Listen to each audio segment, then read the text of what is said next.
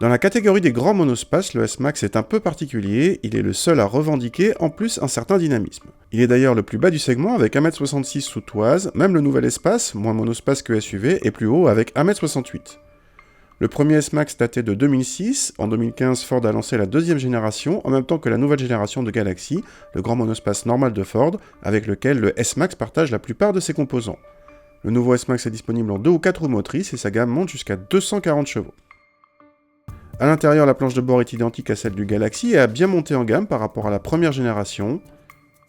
Le grand écran central tactile avec navigation est de série dès le premier niveau de finition et l'équipement très complet en haut de gamme. À l'arrière, on trouve 3 sièges individuels et coulissants et rabattables. En série, une troisième rangée de sièges permet d'embarquer en tout 7 passagers, mais les places du fond sont alors exiguës.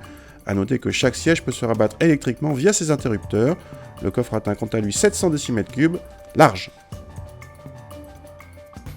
Contact et le 2 litres diesel se montrent discrets, l'insonorisation reste d'un bon niveau par la suite, y compris sur autoroute. Les 150 chevaux octroient des relances suffisantes à cet engin assez lourd malgré tout, mais n'escomptez pas affoler le chrono, spécialement si vous êtes chargé. La boîte est douce et rapide et le mariage avec le TDCi fonctionne plutôt bien. Côté comportement, malgré son positionnement dynamique, il s'agit d'un grand monospace sujet au roulis, même avec la suspension pilotée en mode sport.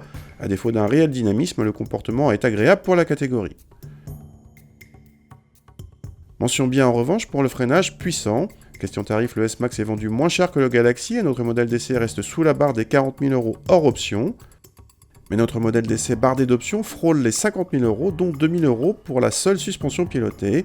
A noter que l'équipement de série est particulièrement complet en matière de sécurité.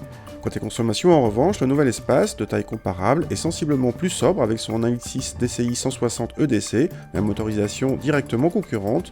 Le français échappe d'ailleurs au malus écologique, contrairement au S-Max.